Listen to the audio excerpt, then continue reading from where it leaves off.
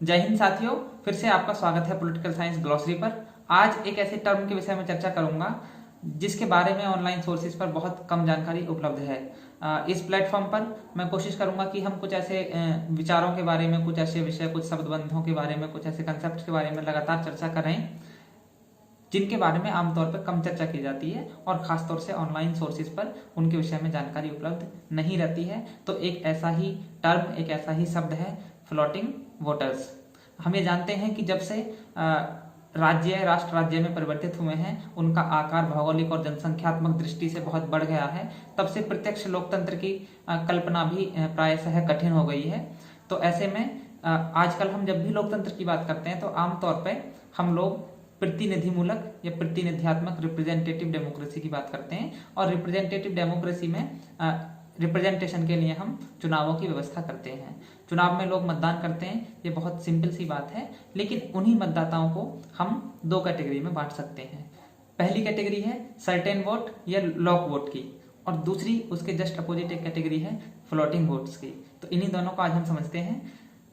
Lock vote का मतलब यह है, या सर्टेन वोट का मतलब यह है कि ऐसे मतदाता जो किसी दल के साथ या किसी विचारधारा के साथ प्रतिबद्ध रहते हैं और उनके बारे में आमतौर पे ये भविष्यवाणी की जा सकती है, ये प्रेडिक्ट किया जा सकता है कि वे मतदाता किस दल को वोट देने वाले हैं।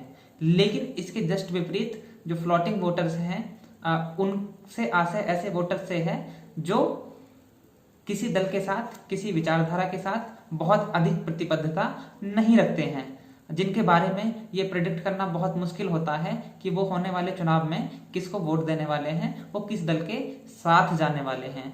फ्लोटिंग वोट्स होते क्यों हैं, इसके अलग अलग राजनीतिक व्यवस्थाओं में अलग अलग कारण हो सकते हैं। जहां पर राजनीतिक विकास जितना हुआ है उसी हिसाब से वहां पर अलग अलग कारण हमको देखने को मिलते हैं। उदाहरण के लिए यदि हम देखें तो जिन वोटर्स का पहली बार वोट बनता है उन्होंने अभी तक राजनीतिक व्यवस्था में इतना अधिक सहभाग नहीं किया होता है, और ना ही उनको राजनीतिक दलों के बारे में, उनकी प्रतिबद्धताओं के बारे में और उनकी प्राथमिकताओं के बारे में इतनी जानकारी होती है। इसलिए वो ये तय नहीं कर पाते हैं लास्ट टाइम तक भी कि उनको किसके पक्ष में मतदान करना है। दूसरा कारण हो सकता है कि लैक ऑफ इंफॉर्मेशन।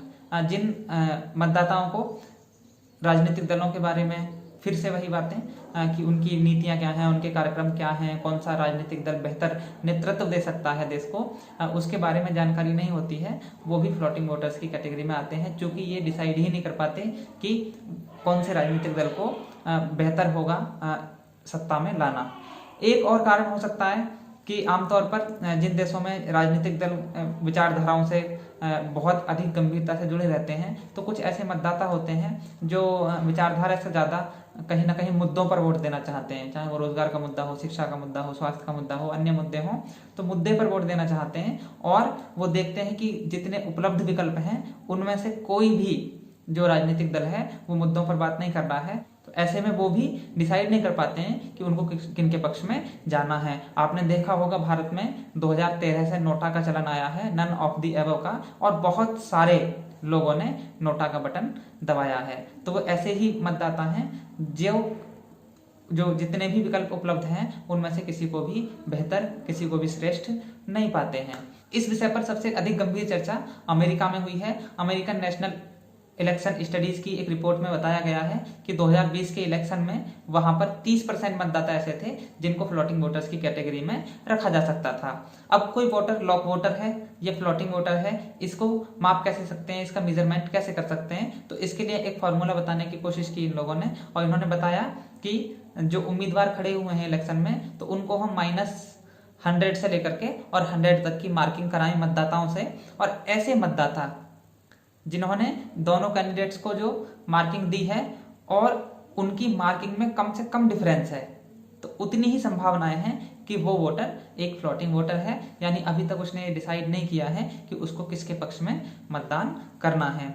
कैंपेन जितने भी होते हैं तो वो ज्यादातर इन्हीं मतदाताओं को टारगेट करके किए जाते हैं, क्योंकि आपको पता है कि जो लॉक वोटर है, जिसके बारे में पहले से माना जा सकता है कि वो किसी एक राजनीतिक दल के पक्ष में ही मतदान करेगा, तो उनसे जो दूसरे राजनीतिक दल हैं वो बहुत अधिक उम्मीद नहीं रखते हैं। केवल और केवल उन लोगों से जो फ्लोटिंग वोटर्स हैं, जिन्होंने डिसाइड नहीं किया है, यानी जो कैंपेन को देख करके, जो हवा को देख करके हम लोग कह सकते हैं डिसाइड करेंगे कि उनको किसके पक्ष में जाना है, उन्हीं पे टारगेट करके ज्यादातर कैंपेन किया जाता है। भारतीय संदर्भ में यदि हम देखें तो भारतीय मतदाता जब अपने घर से निकल करके पोलिंग बूथ तक जाता है तो बहुत सारे लोग ऐसे होते हैं जो रास्ते में लोगों से जानकारी लेते हुए पूछते हुए जाते हैं कि किसके पक्ष में ज्यादा मतदान हो रहा है, कौन बढ़त में है, और जो लोग उनको बता देते हैं लगभग इसी बिना पे कि उनका वोट गड्ढे में ना जाए, उनका वोट व्यर्थ ना जाए, वो विनिंग कैंडिडेट को जाए, वो इसी बिना पे उस उम्मीदवार को वोट दे देते हैं जिसके बारे में लोग ये कह देते हैं कि वह उम्मीदवार बढ़त में है। तो किसी भी चुनाव में जो फ्लोटिंग वोटर्स होते हैं वो ही लार्जली ये डिसाइड करते हैं कि कौन कैंडिडेट विन करेगा। तो इनका बहुत अधिक इम्पोर्टेंस है, इनकी स्टडी ही ज़्यादा महत्वपूर्ण है, क्योंकि इन्हीं का जो राजनीतिक मतदान व्यवहार है उसी के संबंध में प्रेडिक्शन बहुत कठिन होता है। तो आज हमने जाना कि फ्लोटिंग वोटर्स कौन है, लॉक वोटर्स कौन है। अगली वीडियो में हम ऐसे ही किसी नए विचार पर चर्चा करेंगे। आप लोग लगातार जुड़े रहिएगा, पढ़ते रहिएगा। यदि आपको पसंद आता है तो आप चैनल को सब्सक्राइब कीजिएगा और अपने दोस्तों के साथ शेयर कीजिएगा। मिलते हैं अगली वीडियो में, तब तक के लिए जय हिंद।